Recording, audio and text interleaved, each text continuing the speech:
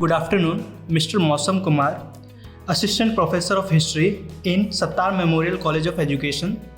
Thank you, sir, for giving us the opportunity to take an interview. Before starting the interview, sir, would you like to tell few words about yourself? Yes, as you know, my name is Mausam Kumar, and I belongs to Patna, and I have completed my school in Patna town, Patna, like Ramakrishna Mission Ashram, and after that I go to College of Commerce, which known nowadays College Arts, Commerce and Science. Then I go to Patna University. Sometime I spent it in Central University, and sometime I spent it in little bit sports activities. Then I come to here to give my facilities and help to the institution, contribution to the institution.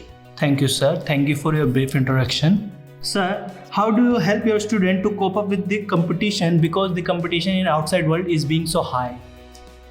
हाँ, आज की दुनिया जो बदल रही है उसमें ये बहुत ज़रूरी है कि हम दुनिया के साथ तालमेल बिठा कर चलें, और इस तरह जो मतलब कंपटीशन का जो ज़माना है, जो प्रतियोगिता है, हर जगह प्रतियोगिता है, आए दिन नए प्रयोग हो रहे हैं। तो जिस तरह से विषयों में बदलाव आ रहा है, अनुशासन में बदलाव आ रहा है, नई नई बीमारियां आ रही हैं, उसके हिसाब से जिस तरह हम खुद को तैयार कर रहे हैं, उस तरह से हमें आज की प्रतियोगिताओं के लिए भी तैयार होना पड़ेगा। हमें ये मान कर चलना पड़ेगा कि अगर हम एक छोटे से कस्बे में पढ़ाई कर रहे हैं तो हमें राजधानी, देश की राजधानी में या विश्व की जो सबसे बड़ी राजधानी है, वहाँ किस तरह से बच्चे कंपटीशन फेस कर रहे हैं और किस तरह से वो जॉब्स में आ रहे हैं या सर्विसेज में आ रहे हैं, उस तरीके से अपने गाँव के बच्चों को या जो सोशली बैकवर्ड इलाका है या रेसिडेंटली बैकवर्ड इलाका है, उनको मुख्य कतार में हम ला सकें, ताकि वो उनके साथ कंपटीशन फेस कर सकें जो मुख्य धारा में है, जो मेन लाइन में है। इससे क्या होगा कि कंपटीशन का लेवल होगा, उनको भी कंपटीशन फेस करने को मिलेगा और यहाँ के बच्चों को भी, और इससे जो प्रोडक्टिविटी है वो आएगी और इससे डेफिनेटली हमारा जो देश है वो तरक्की करेगा। Sir, do you have any extra curriculum activities to enhance the skill of a student to expose them in a real world? या एक्चुअली मैं ये नहीं कहूँगा कि पढ़ाई लिखाई काफ़ी मुश्किल चीज़ है। मेरा मानना है कि पढ़ाई लिखाई जो है वो काफ़ी आसान चीज़ें हैं, और उसको जो पढ़ाने का तरीका है वो बेहतरीन होना चाहिए और पढ़ने का तरीका भी बेहतरीन होना चाहिए। इसमें जो अगर एक्टिविटीज़ की बात करूँगा कि अगर कोकर एक्टिविटीज़ करानी है तो उनको ज़्यादा रियलिस्टिक चीज़ों के बारे में बात करानी पड़ेगी। जो चीज़ की बात अगर टीचर क्लास में करता है, कोशिश करनी चाहिए कि वो टीचर जो है वो सामने उसको दिखा दे। जैसे कि आप क्लास में हाथी तो नहीं ला सकते, बट उसका एक डायग्राम हो, जो थाईलैंड में सफ़ेद हाथी पाया जाता है, एटलीस्ट उसका डायग्राम उपलब्ध हो। उनको ज़्यादातर टूर जो है वो बाहर के टूर्स कराइए, ठीक है, साइंटिफिक जो यात्रा होती हैं, साइंटिफिक टूर्स जो होते हैं उनको इन्वॉल्वमेंट कीजिए। और हाँ, इसको डेफिनेटली सिलेबस में शामिल करना चाहिए, और गवर्नमेंट को भी चाहिए कि स्पेशल इसके लिए जो एड्स आते हैं वो प्रोवाइड करें। Sir, how does the curriculum of the department ensure the best practice of industry? Actually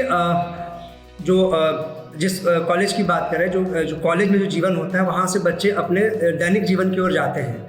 तो होता यूँ है कि दैनिक जीवन की आवश्यकताओं से किताबी ज्ञान में बहुत अंतर होता है।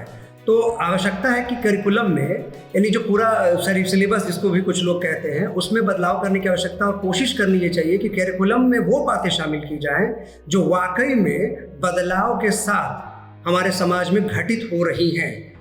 मान लीजिए कि स्क्वायर रूट का कोई प्रॉब्लम है या हिस्टोरिकल टर्म्स की बात है, तो जनरली हिस्ट्री के टर्म्स को लोग जनरल लाइफ में नहीं समझ पाते हैं, लेकिन अगर उसको पढ़ाने वाला अच्छा टीचर हो तो हिस्ट्री जो पढ़ के आता है वो उसके जनरल लाइफ में अगर इस्तेमाल करना बता दे तो वो शामिल कर लिया जाएगा, और ये बेहतरीन ढंग से जो हम करिकुलम में पढ़ेंगे वो अपने जीवन में शामिल होगा।